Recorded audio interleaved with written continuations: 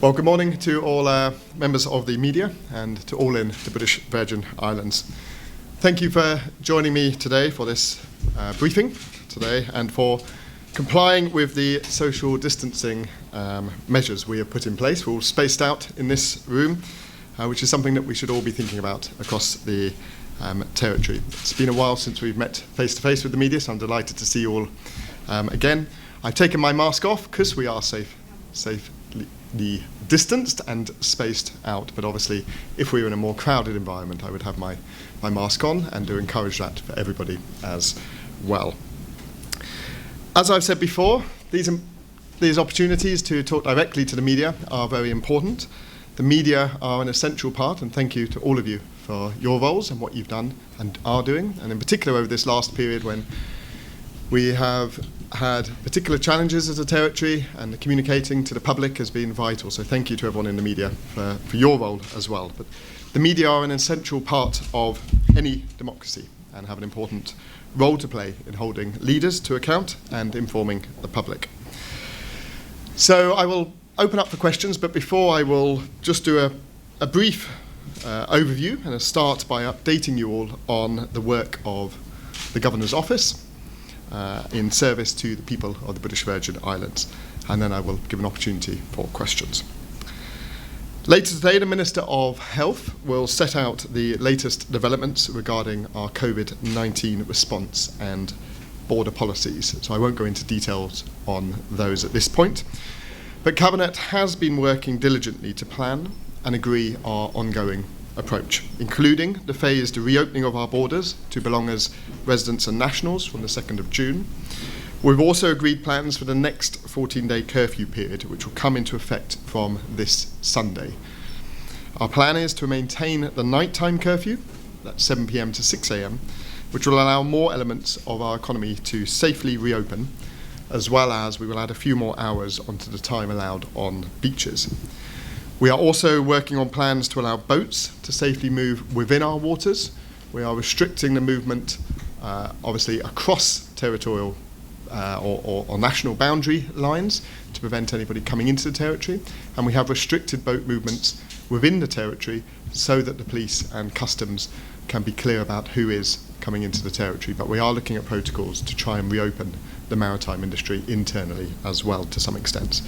And we're also looking at opening up other sectors of the economy as soon as is safe as possible. As ever, being driven by safety is our overriding concern, but we also are very conscious of the hardship and the economic challenges, and that's something that as each phase as we go through is assessed about what is safe and then what can we do to help open up as much as we can. Overall, we have done well to tackle this initial risk of widespread transmission of COVID-19 in the territory. And I'm pleased to see the collaborative effort and commitment of Cabinet, the HEOC team, public and statutory agencies, security agencies, businesses, but most importantly the public, all of whom have adapted to new ways of working and living in order to help keep all of us safe. So I've said it before, but I genuinely want to repeat it. Thank you to everybody. We would not be where we are now. We would not have the openings that we have made if it wasn't for businesses, for members of the public, for communities adapting to the new way of how we have to live our lives. We are, though, not out of the woods, and we must not become complacent in any way about this virus, and we need to keep working together to fight the risks of this virus. This means we will continuing on our approaches of safe social distancing, of good hygiene, and in making sure that what we see as maybe just new habits to learn actually are for the foreseeable are new ways of living our lives, and we need to adjust to that psychological change and make those practical changes as we go forward. Sticking with the response to COVID-19, I'd like to also give a brief overview of support that this territory has received from the United Kingdom government, which my office and I have been working hard to facilitate, along with the excellent healthcare professionals in BVI. And the Premier stated that each territory is different and, of course, has different needs. That is absolutely the case, and the reason why ongoing collaboration between the United Kingdom and BVI governments is so important, to understand BVI's needs and ensure the UK is helping to meet them. To date, the United Kingdom government has delivered, at free cost or a grant, delivered approximately 10,000 test kits, plus other vital medical supplies to BVI, including ventilators and a field hospital. Tomorrow, we are expecting a new high-quality testing machine to arrive from the UK. This is a much sought-after model that will make testing easier and faster. And this is critical because the next stage in our strategy, we need to enable our medical professionals to pursue their testing strategy as we go into this next phase where we need to be really monitoring what happens in the community. UK public health experts are giving remote support to BVI health authorities on disease management on an ongoing basis. This is challenging work. Medical equipment and expertise is in short supply and high demand the world over. I'm pleased we've been able to secure these resources for the people of the British Virgin Islands, not only to bolster our COVID-19 response, but also to bolster our public health systems more broadly, and I'm pleased that these will be lasting capability improvements. I welcome the Premier's update earlier this week regarding economic support for the people of this territory, and I look forward to more coming shortly. This is essential. The economic consequences of COVID-19 will be, already are indeed, but they will be far-reaching. And the people and businesses of these islands need to have protections and support in place to mitigate the economic impact. Relating to this, I would like to take the opportunity to explain a little bit about BVI's what are called the protocols for effective financial management. It has been suggested publicly that these act as a barrier to the government's ability to deliver an economic response to COVID-19. The protocols have the sole purpose of ensuring sensible management of public finance and accountability to the public. By having them in place, BVI is sending a clear message to potential lenders and international partners, but most importantly to the people who live here, that we are committed to sensible borrowing and spending of public funds. In practice, the protocols are about making sure governments don't spend and borrow more than they can afford to. All of us know that as individuals, it is important to put savings away when times are good, so that we have resources available for when things aren't as good. We also know that we, as individuals, shouldn't borrow more money than we can afford to pay back. And the protocols put guidelines in place to ensure the same for governments. I've not seen any evidence to indicate that they hamper our government's ability to bring forward an economic package for the people. From what I understand, BVI's reserves are in a healthy position, over $80 million according to the budget estimates announced late last year. The protocols also enable flexibility when needed. The United Kingdom and BVI governments have agreed temporary breaches in the past when the BVI government needed to borrow large amounts in exceptional circumstances. The UK is committed to supporting each territory through this crisis and is working hard to understand and meet any needs on a case-by-case basis. I hope that our government will soon enter discussions with the United Kingdom government on their economic plans for the territory, including any concerns over the protocols, so that we can work through them together. Moving on, as you know, the Governor's Office holds constitutional responsibility for security. So work is always ongoing between me, the United Kingdom, the relevant authorities here in BVI, in particular the Royal Virgin Islands Police Force, on this agenda. As we look ahead to the season, you will be aware that the UK deployed the naval ship, the RFA Argus, to the Caribbean earlier than originally planned to bolster the overall support to the region ahead of the hurricane season. Meanwhile, my team have been working with DDM, in fact we are in their building at the moment, to make our own preparations and refresh our plans across the territory for the hurricane season. This includes DDM carrying out their Readiness Assessment ahead of the start of the hurricane season.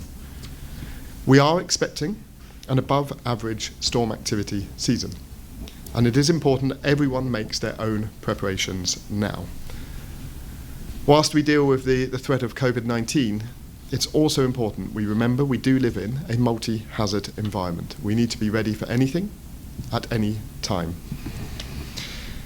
You'll also be aware that the United Kingdom has also offered security assistance teams to Caribbean overseas territories, including the British Virgin Islands, to bring additional resilience to territories juggling COVID-19 and hurricane preparedness. I'm aware this has already been reported and in some ways misconstrued in the media. This is disappointing given that these were NSC discussions and I would have expected those details to remain private until we'd reached a conclusion. But I am considering our response in consultation with others, and I will update on my decision in due course. In the meantime, my team is working to secure new security equipment from the United Kingdom government to increase the capability of BVI teams to safeguard our maritime borders. This is particularly important if as we reopen internally, that we ensure that our border remains secure and only allows re-entry where it is carefully monitored and controlled. I'll conclude a few other points, just briefly by announcing Dawn Smith, who will later in the year be appointed as the new Attorney General for this territory. I'm delighted that she will be taking up this role later in the year and congratulate her on her appointment. I'd also like to say thank you to our current Attorney General, Mr. Aziz, who remains in service for a while. He will continue in his role until a transition takes place later in the year. The Attorney General is an absolutely crucial role for the territory. It is an impartial source, is the top source of government's legal advice, and it's a key part of our good governance and accountability in this territory. Unfortunately, many in the media will be aware that information relating to the Attorney General's appointment appeared out in the media whilst it was still subject to consideration of the Judicial and Legal Services Commission advice. I was disappointed, I have to admit, to see the proper protocol for announcing such important positions was not followed, but I am now, having concluded that process, pleased to formally announce the appointment of Ms. Dawn Smith. Finally, I'd like to say a few words about the transformation of the public service. This has been an ongoing priority before we even thought of COVID-19. Or we're reacting as a public service to its impact. COVID-19, out of necessity, has sharpened our efforts, and I'm grateful to public servants for adapting and showing great flexibility. A new customer support centre has been introduced. We've moved services online, and we're offering more services remotely.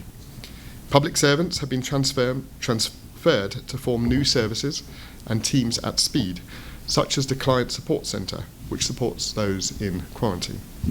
There's more we need to do, and we'll be working with the Deputy Governor and Cabinet to cement these reforms and ensure that we continually improve to become a world-class public service. But I want to thank public servants for their agility and their flexibility over this and dedication over this last period. Thank you. I will stop there by way of opening remarks, but thank you all for listening, and now happy to take any questions from the media gathered. Thank you.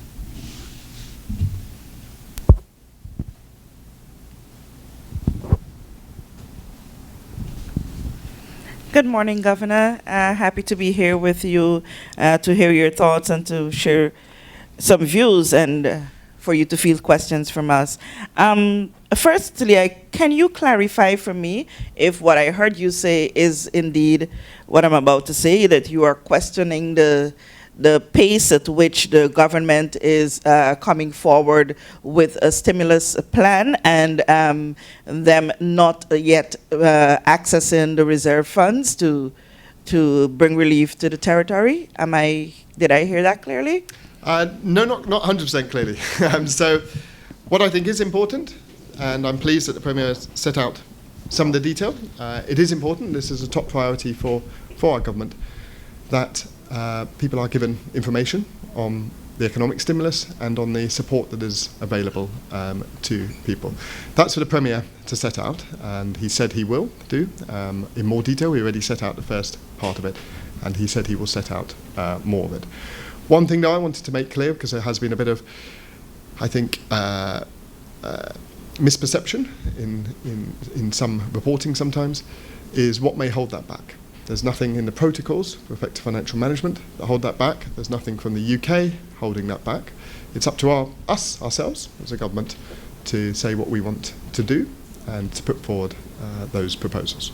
Okay, so you are saying that they should have gone forward already with making use of the reserve funds. Well, You're that's- saying that nothing should hold them back, Well, but it has not been touched yet. Well, it's for the Premier to set out more detail on his financial plans and access to the reserve funds and the detail that he may wish to do on that. What I was saying was there's not barriers to that. Okay.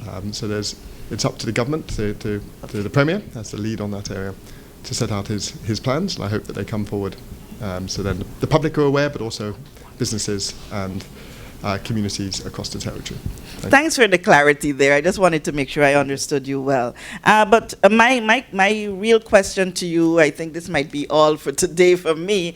It's my concern about the level at which we're taking the psychological aspect of a person's lives in the territory. Yes, we know that we're hit with a pandemic that we never expected, and we have had to and are still taking certain measures with the aim of protecting and safeguarding the territory. While we are doing so, I am worried a little bit about how much consideration is being put into the social aspect, which is just as important as the economics of the development of a territory. You said that going forward, as of this weekend, there is going to be another 14-day of night curfew, which tells me that restaurants, bars, nightclubs, and such like social activities will continue to be closed. While with those, there is the fact that we cannot run away from many persons continuing not to be able to make monies to maintain their family.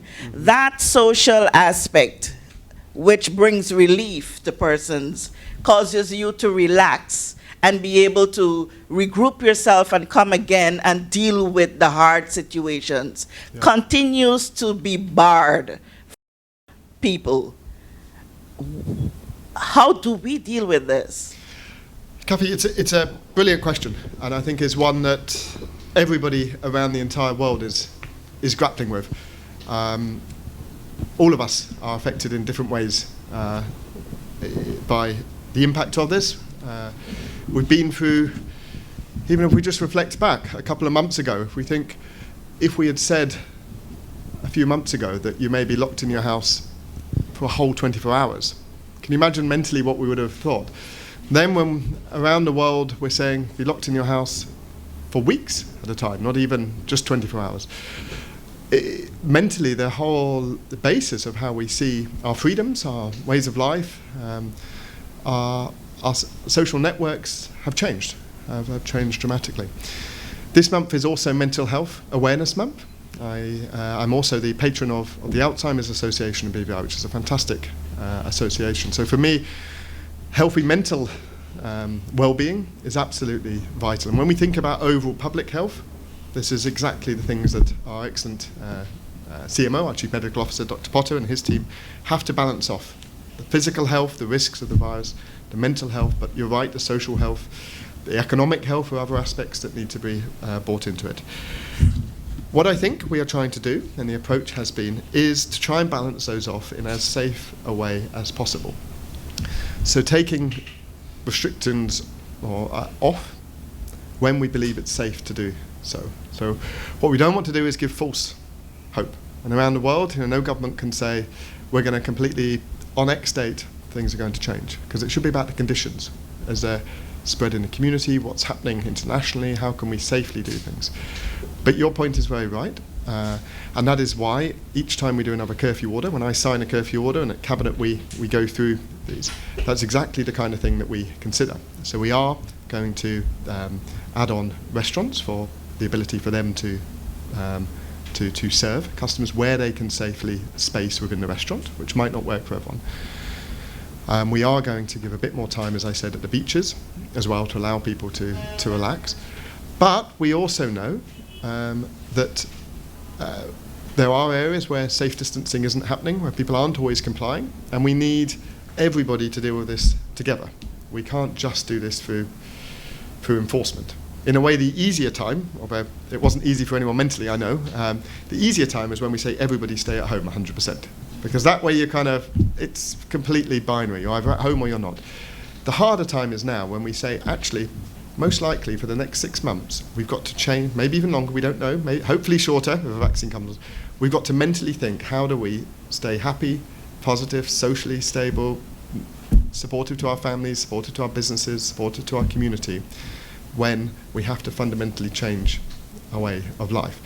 And I know one of our incredible strengths as a territory is the fact we are made up of so many different nationalities. We are networked across the world. I myself, not able to see my elderly mother, who hasn't left her house, hasn't had physical contact with anyone else for 3 months solid in the United Kingdom. So everybody will be feeling these different impacts in different ways. And I think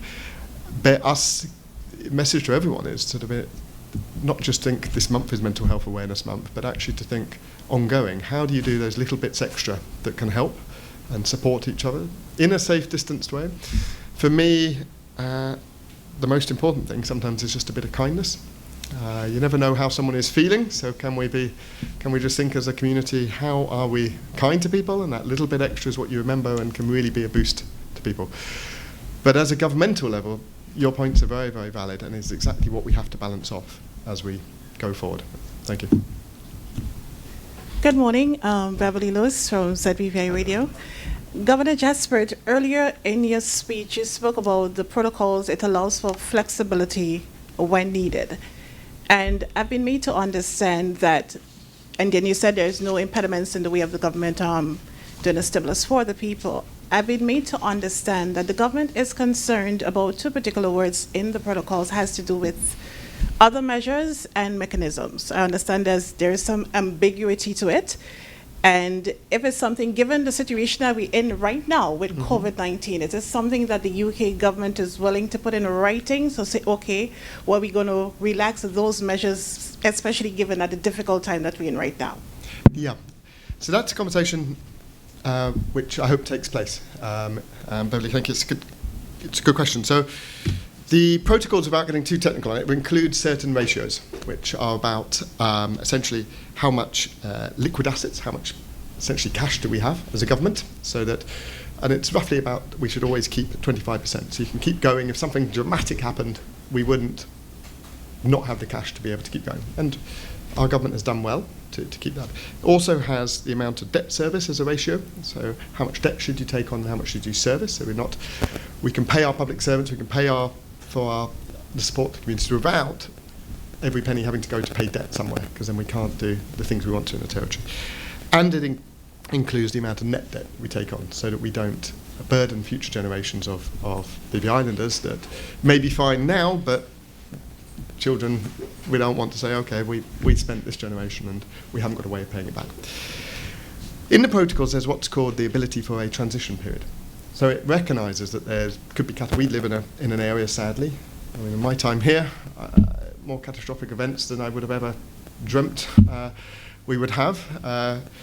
We live in a part of the world that is subject to, whether that's hurricanes or God forbid we have other things, but globally now, COVID-19. The protocols include, and it has been used in the past, the ability for the government of the BVI to say, can we have a period where we say we may need to use our reserves more, not have such a cash balance, because just as an individual you'd say, okay, times have gone tough, I need to spend what's in my bank, or to take on more borrowing because I want to do whatever it is. The UK doesn't have a set of measures that it says if you do that X, Y, Z. What it wants, because finance has devolved here, and that's something that I think we should be very proud of, and it's a quarter of a century since really the finance was devolved here. The UK expects the BVI government to say, okay, if we're going to spend all our money or borrow more or whatever it is, this is our plan for how we're going to do it, for how we're going to pay it back, and roughly the timescales when we're going to do it. Obviously, we don't know for certainty what's going to happen in the world, but the measures are, what is your plan for it? How are you going to control whatever that is, expenditure or the money that you are taking.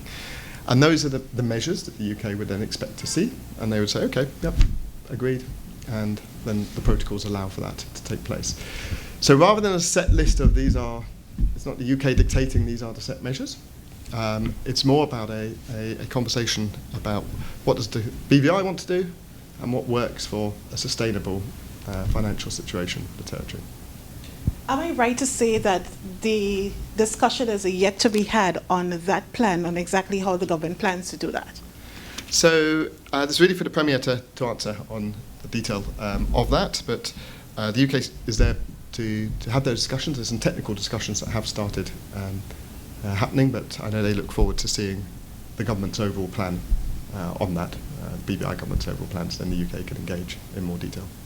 I don't want to take up the mic too long, but I have another question, and probably later on you'll come back to me, Timolji. But Governor, it has been felt in some circles that based on statements you would have made in the media and otherwise, that how would you describe the relationship between you and the Premier? Because it is felt that you're trying to paint him in a negative light, or trying to paint him that he's been less than truthful. Okay, well, to be honest, I've worked with 2 different premiers here. I don't comment on premiers, and I won't get drawn on that. My role isn't to get involved in politics. My role is to support whichever of the government is in power or in administration at the time, and that's something that I stay on. If there are things that have been misrepresented, then I will always make sure that I put out correction. That needs to be done. So if there's been times that that's happened, that's something that's important, that the public need to have the full information on whatever issue that is. There may be things at times that I say that are, may not be correct, so I hope you would pick me up on it, and I would correct that as well. So I'm not going to get really, I will work, stay dedicated to my sole mandate as governor. When you're appointed, the sole purpose you're appointed for is to support the people of the territory and to work in partnership with whichever political government is in power, elected government is in power. To me, that's regardless of whoever it is, but I will continue to focus on supporting the people of the territory to work in partnership and in that support. But would you say you and the Premier have a good relationship? And if not, if that is getting in the way of things moving forward? Well, as I said, I'm not going to comment on whether I'm not going to judge relationships with any individual politician. I will work. As I said, in fact, actually, I remember on day 1 I got here, I think it was, when I work in partnership and support for the people of the territory. That's what drives me. That's what gets me out of bed in the morning, and I won't change on that. If there's different views from any politician on it, different views are healthy. That's what running a country is about. Is there should be debate and there should be discussion, because particularly as we face challenges that no one's really ever dealt with before. So it should be an environment in the territory where people can speak out, people can discuss, people can debate. And it's not actually just about whether the Premier or I or whoever. That should be across the territory as a whole. Everybody, the media, public, should feel that they can debate and discuss the issues of the day. Thank you. Okay, good morning, Governor and everyone. Kamal Haynes from BVA News. My question is, with the COVID-19 pandemic significantly impacting the territory and the robust forecasted hurricane season for 2020, are there any major concerns from your office or government with regards to the safety of the BVA? So, to be honest, this is my nature. I will never not have concerns because we should never be complacent. So, what we are doing, and this is the important thing, the first response is the same as on COVID-19 and as we go into this season as a hurricane season. As I said, we'll give out more details as well as the predictions of the hurricane season get firmed up, but it is looking like it will be an above average activity period. What does that mean for us? Well, that means we need to be prepared for a scenario where we are dealing with COVID-19 and potentially we are dealing with a hurricane, or to be honest, we also have seismic activity in the area. There was an earthquake last night, even in our area. It didn't have impact, thankfully. So the important thing is that we are ready in every single area. That starts with, first off, individuals. Is everybody now? Are you ready for any event? Are you ready to deal with having to leave your house if, God forbid, there's a tsunami? And you've got also the ability to practice safe social distancing, masks, if you needed to. Are you ready to protect your family if there was a hurricane coming? Are you ready to protect your business? Same for the public service. So what we're doing is at the public service level, the DDM, the team here, are working through the readiness assessment of each ministry and giving an assessment of where we are and what are the priorities. We also do know we have some vulnerabilities. We have some vulnerabilities still in our buildings that still need to be repaired and rebuilt. Here's a physical example of this. We're sitting in this building, which isn't ideal for the disaster management team, and we're getting the new NEOC building rebuilt. We also have, we know, vulnerabilities around our communications as well as we go into the hurricane season. So those things with support including from the UK, we've made sure that there are satellite phones and radio networks deployed across the sister islands, so we don't face that scenario where we're out of communications as well. And we'll be working through each of the key vulnerabilities. So, in short answer to your question, am I concerned? I always will be, because everyone should always be concerned. Not, though, concerned in a space that you're worried or panicking. Concerned that am I concerned that I'm always ready for anything? And that's the message we need everybody to be thinking about. And as government, that's what we'll be doing over the next few weeks as well. Thank you. Okay, and also too with the hurricane season approaching in a matter of a few days, could you go into detail with some of the measures government have, or the office of the governor have taken, especially for this particular hurricane season, considering that we're dealing with COVID-19 pandemic? Yes. So as every year we go through a readiness assessment, and that's being completed now, so I will talk in more detail about that with the DDM team when that's completed, so we can talk through each of the different areas. But essentially, we check off each of our key parts of response. So each of the major frontline response agencies, are they ready? We look at our communication systems. We have all of our sirens rebuilt across the territory already. Our contingency supplies and stocks put out. We also look at the shelters, and one of the things that the DDM team are doing is looking at with Ministry of Health, looking at the shelters and thinking the safe distancing arrangements for them, capacity, if we needed to put people into shelters, if that was different in the COVID-19 era as well. We're also linking up with the United Kingdom, who have put extra resources into the region this year. I mentioned there's RFA Argus, which is the naval ship. There's also another ship called HMS Medway. It includes helicopters as well. You may have seen them flying around. They were doing a reconnaissance to look at if they had to bring in supplies or give us support, where would they land and across the territory.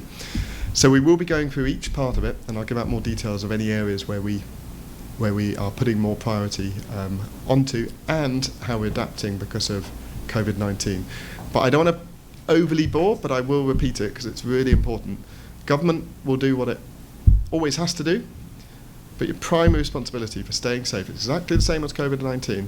As we go into the season, the primary responsibility rests with each and every member of the public and each and every business themselves to get themselves ready. And that's an important message that we need to think through. Thank you. Malika McPherson, the Island Sun newspaper. Governor Jaspert, you just partially answered the question I was going to ask, which had to do with how social distancing measures are going to be implemented in the shelters as it relates to the disaster season that we're approaching. We know that some of the shelters were still affected from 2017, so we're actually not at full capacity. Do you think it might come to the part where you might need to designate new shelters or temporary shelters? Is that part of the consideration? Yes, that is part of the consideration. It's being worked through now to look at our shelter capacity across all of the islands as well, to map out the capacity that would be different under a COVID-19 scenario, to make adaptations where we can, including things like hygiene and washing facilities more. And then there'll be a shelter plan that encapsulates that. We'll say more, DDM will put out more as that's developed, but people should be confident that we are actively looking at those arrangements. Going back to the questions that my colleagues asked, you mentioned in your opening, you said you're hoping government would enter talks with the UK and you explained that partially that had to do with the protocol matters and explained that there's no barrier there. But the government was already in discussion as it relates to renegotiations. Is this now a situation where they may need to merge the two conversations, or you're saying they're separate matters? Well, that's really, again, for the Premier to talk about how he wants to take forward any negotiations. But from the UK perspective, the UK, when they discuss BVI, the only thing they're thinking of is how do we best support the BVI. So when BVI says this is how we want to support, they'll be thinking of what's the best long-term approach for how that support is there. There's discussions about, I assume you mean the loan guarantee, and those, alongside discussions on the protocols, will be something that needs to happen. I know it's still under consideration, and I hope that that's concluded soon. It's really for the Premier to talk more on that. Governor, just to be frank, and I'm actually now just going further into the question. Yeah. It was a question that I also put to the Premier when he had his press conference, and it had to do with what a member of the UK Parliament said about support to the overseas territories. And that member, who is the Undersecretary with responsibility for DFID, did say that certain types of allocation would be as a need basis, but it's not generally what they're going to be doing. What need do you think the BVI can present to be considered? Because based on what was suggested, the territory is looking for some support. Yeah, so each territory is very different. What works or is what is needed in Bermuda is going to be different to Montserrat or BVI or Cayman. Some of the other territories, I would have already set out what they're doing. So they've said this is what we're going to do to support our businesses, whether that's furlough schemes or business support schemes or grant schemes, or what we're going to do to support our population. And then that allows them to go to the UK and say, okay, this is what we're doing, this is where we need the support around this, whether that is on financial measures or whether it's on advice or whatever it is. It's different also for some of the territories. And I think we shouldn't take any steps backward. We should be very proud in BVI that we're not a territory that's in receipt of granting aid. We came out of that a long time ago. We have fiscal management here. It's for us to say this is what we want to do, not waiting for the UK to do it. It is slightly different in some of the territories. For example, I won't pick on each one, but sadly Montserrat, after the volcano, has been receiving significant amounts of grant funding from the UK, particular to the economy and the basis there. But I think if we actually look at BVI, I have huge confidence in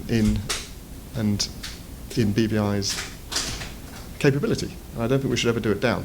We have shown, when the world looked at us after 2017 hurricanes and thought, God, how do you take that hit? We had one of our best GDP years the year after.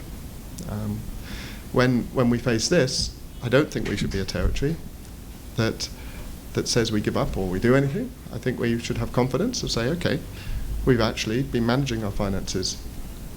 There's areas people may want to question and look into and all, and I always believe greater transparency, accountability is something we should keep on going on. But we've been managing our finances so we were able to respond to any shocks.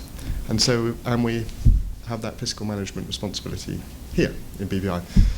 So I think the first thing is BVI saying, okay, our government saying this is what we want to do, and then have that conversation with the UK, rather than waiting to say, UK, what are you going to do? What are you going to give us?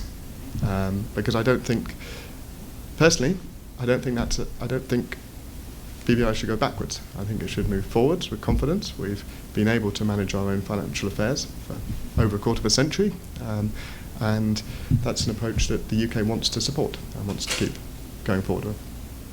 Thank you. Good morning, Governor. Kyla Kinesha from 284 News. My colleagues in the room already did a great job asking questions and getting the answers of the day. But my only question right now would be, can you confirm how much longer do you have as governor, and would you consider an extension? So the governors are appointed formally by Her Majesty the Queen through an appointment process.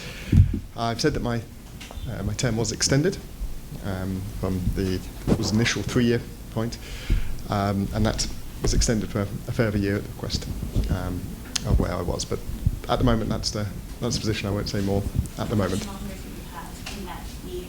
So I arrived in August 2017. 17. So it was originally for 3 years now, and I was asked to extend for another year. Thank you. Oh, good day, Governor. So Dana Campa from BBI Beacon. So according to the Audit Act of 2013 Special Report section, speaking to the BVI Airways issue, 2 copies that should have been presented to both you and the Premier in late January. Do you know if both of you got a copy? And then this is also maybe more a question for the Premier, but have you heard if the report will be coming to HOA in the near future? Yes, so I'm just on the report on BVI Airways.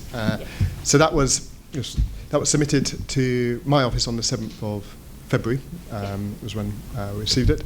At the same time, it goes to the Premier as Minister of Finance as well. So for him to confirm whether he received it, then. But my assumption is he did. That's how it's done.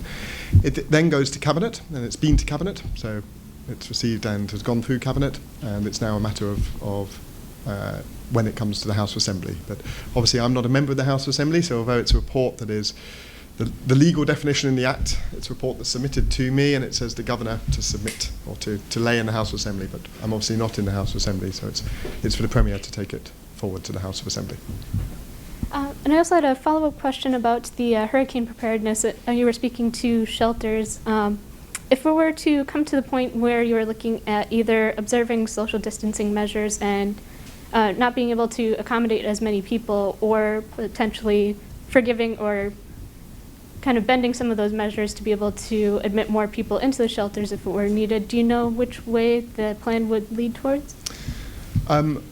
Well, the analysis is going on at the moment. So what I will do is commit to, when we've done the analysis of all of the hurricane readiness plans, as was asked earlier, I'll make sure that we, with DDM and the experts, can talk through, and we'll do either a session like this or however we wish to do it. I'll make sure that is done, so we talk through clearly. There is an important thing, though. In any scenario, and this is even now, not in the season, and in any scenario, the most important thing is always the protection of life.